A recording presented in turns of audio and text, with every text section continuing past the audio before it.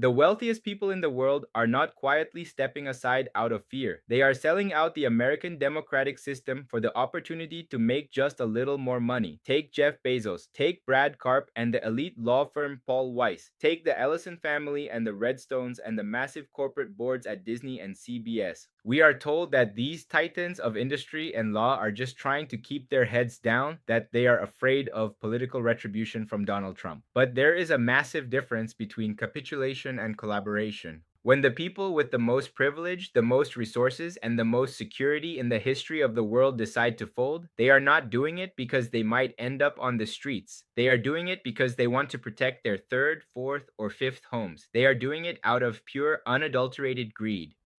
And while they are busy protecting their billions, Donald Trump is asking the Supreme Court to allow the creation of lists of eligible voters. He is sending poll monitors to places like Michigan to intimidate citizens. He is pushing sweeping changes to how we cast our ballots. The fight we are in right now is not a normal political disagreement happening between the 20-yard lines. It is an existential effort to transform the country so that democracy simply no longer functions.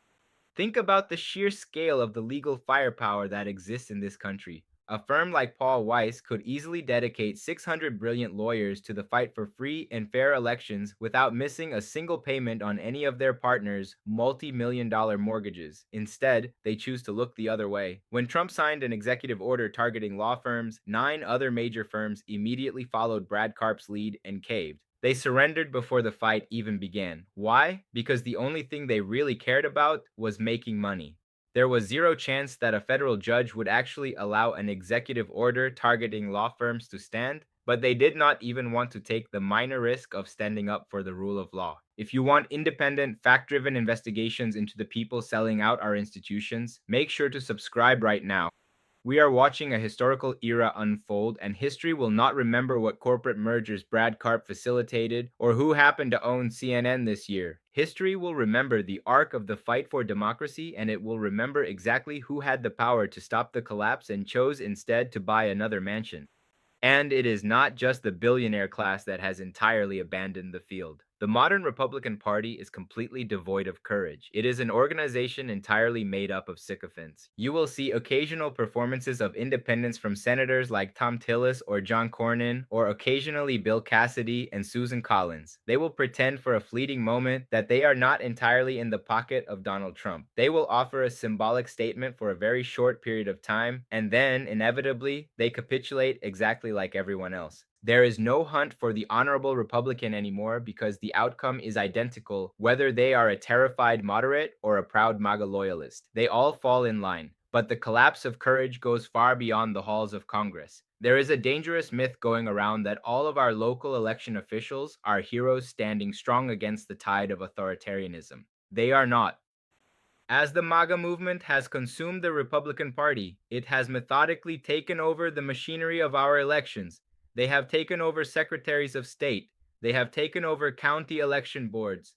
When the Wayne County Board of Elections defied Donald Trump back in 2020, they were replaced. The Michigan State Board of Canvassers was completely overhauled. We are now dealing with local officials like Tina Peters in Colorado, people who are entirely committed to the Trump project. We have to stop romanticizing election officials as if the title alone grants them integrity. We cannot simply trust a statement just because a local official or a career federal prosecutor said it. This brings us to the Department of Justice, an institution that relies heavily on what lawyers call the presumption of regularity. For decades, federal courts operated on a basic level of trust. The idea was that when an administration makes a decision, it does so in the ordinary course of business, in good faith, and for valid reasons. If a federal prosecutor walked into a courtroom and said they had a legitimate reason to pursue a case, the judge assumed they were telling the truth. That presumption is now completely dead. Federal judges, including those appointed by Democratic presidents and those appointed by Republican presidents and even those appointed by Donald Trump himself, are recognizing that the Department of Justice can no longer be viewed as a good faith actor. It is an unprecedented, precedent-bursting moment in American history. The courts are realizing that they can no longer give the government the benefit of the doubt because the system is being openly hijacked. The story of the current Department of Justice is not even really a story about Donald Trump anymore. It is a story about people like Todd Blanche. Trump has wanted to prosecute his political enemies like James Comey and Hillary Clinton since his first term. He never stopped wanting to lock them up. The difference was that in the past, he had people around him who told him no. Even someone as partisan as Pam Bondi thought some of his demands were too extreme. But in Todd Blanche, Trump found someone so thoroughly weak, so entirely sycophantic, that he will say yes to anything. Todd Blanche is defining what normal looks like for the Department of Justice right now. And the horrifying truth is that we are not going back. When the Watergate scandal ended, the country did not just go back to the way things were.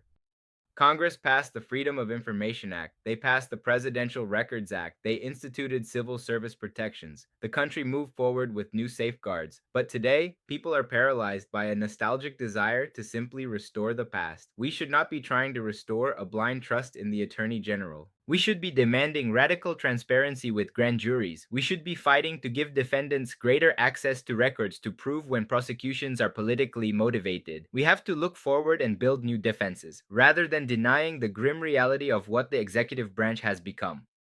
All of these anti-democratic efforts, all of these attempts to rewrite the rules of justice, are built on a foundational lie. The lie that our elections are rife with widespread voter fraud. It is a lie so blatant that even Donald Trump's own former Attorney General Bill Barr publicly called it completely bogus. And just recently, we witnessed one of the most remarkable moments of accidental honesty in modern political history. Right there on the White House lawn, speaking to reporter Vaughn Hilliard, conservative media figure John Solomon admitted flat out that there was no fraud in the 2020 election. He admitted that no foreign power flipped a single vote. John Solomon, a man whose entire brand was built around entertaining these right-wing conspiracies, just casually blew up the central justification for every voter suppression law passed in the last 4 years.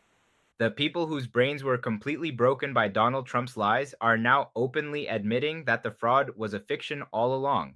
But the Republican Party continues to use that fiction to relentlessly strip away the voting rights of American citizens. They demand strict photo ID, proof of citizenship, and unexpired documents, knowing perfectly well how confusing and restrictive those barriers are for everyday people. Look at how they manufacture outrage. Right now, Republican politicians and right-wing media outlets are screaming about the state of New Jersey. Why? Because somewhere in the neighborhood of 400 people were erroneously registered to vote. These were individuals who checked a box explicitly stating they were not United States citizens, who did not actively try to register, but who were caught up in a bureaucratic error and added to the rolls anyway. It is a mistake and nobody is defending it. But it is an incredibly tiny administrative error involving a few hundred people. Now compare that manufactured outrage to what happens to legitimate voters. In the state of California alone, during the primary election, roughly 150,000 eligible lawful United States citizens cast mail-in ballots that were completely rejected.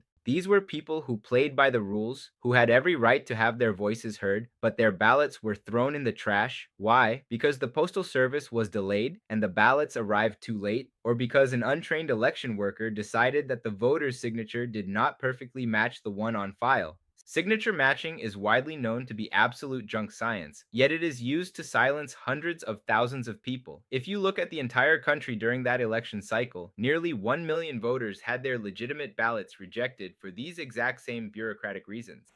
1 million lawful voters disenfranchised. We are sacrificing a million real American voices to chase Donald Trump's fever dream of non-existent fraud. Why aren't we having a massive national debate about how many lawful ballots we are willing to throw away? The Democratic Party should be going on the offensive right now. They should stop apologizing and start pointing out the terrifying asymmetry of this fight. Instead of a robust defense of voting rights, we are seeing a complete abdication of responsibility across the board. If we really wanted to stop this democratic backsliding, we would need a whole of society approach. The large corporations in this country could easily help solve this crisis, but they refuse to step up. Make no mistake, these massive companies are trusted messengers. Their employees listen to them, their customers listen to them, and they have the logistical power to change the landscape overnight. Imagine if a company like Walmart came out and publicly declared that voting by mail is safe and secure, and then announced a nationwide program to educate their employees and help them physically deliver their ballots to the mailbox. Imagine if FedEx stepped up and offered to deliver every single mail-in ballot in the country absolutely free of charge. Imagine if Amazon recognized that voter registration should be easy and seamless, and simply offered to register people to vote right on their homepage using the information they already have on file. That is what an all of society commitment to democracy would look like. But that is not what is happening. We are watching massive consumer brands, massive law firms, and massive tech conglomerates completely sit on the sidelines. Look at the city of Minneapolis. Minnesota is home to a wildly disproportionate number of Fortune 500 companies. General Mills, Target, 3M, and giant medical device companies are all headquartered right there. When crises hit, when the legal infrastructure of civil rights was under attack, where were their legal departments? Did Target offer free supplies to organizers? Did General Mills mobilize to feed the people standing in line for hours to vote? No, they did nothing. The corporate world has calculated that it is better to silently accommodate an authoritarian agenda than to risk any brand damage by standing up for the system that allowed them to become wealthy in the first place. But they are completely miscalculating. Just look at the massive reputational damage suffered by legacy media institutions like the Washington Post and CBS.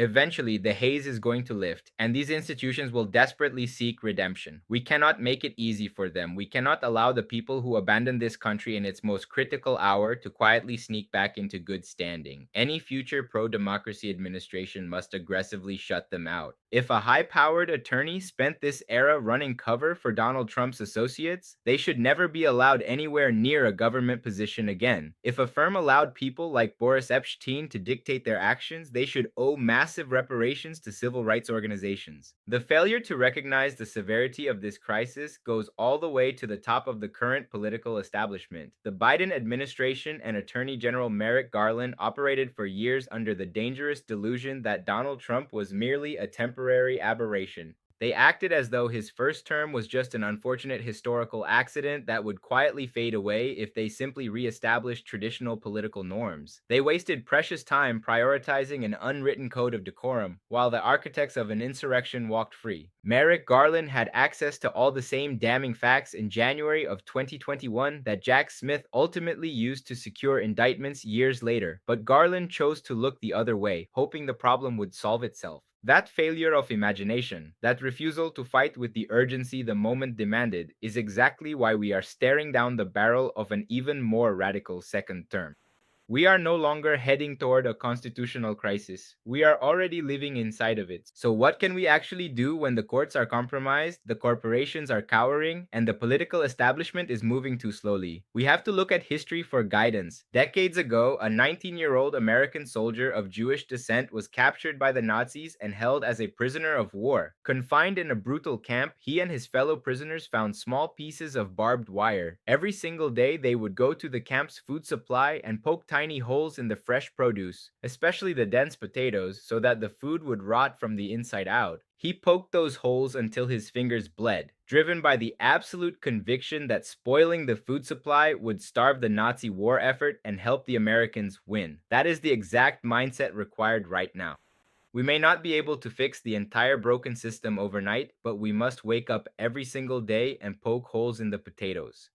We must relentlessly challenge the lies, expose the cowardice, and fight every single battle of voter suppression, whether we win or lose in court. We have to keep poking holes, hoping that the collective weight of our resistance will be enough to finally break the machinery of authoritarianism. If you value this kind of unvarnished, fact-driven investigation, please subscribe to the channel right now. We are going to keep digging, and we are never going to stop fighting.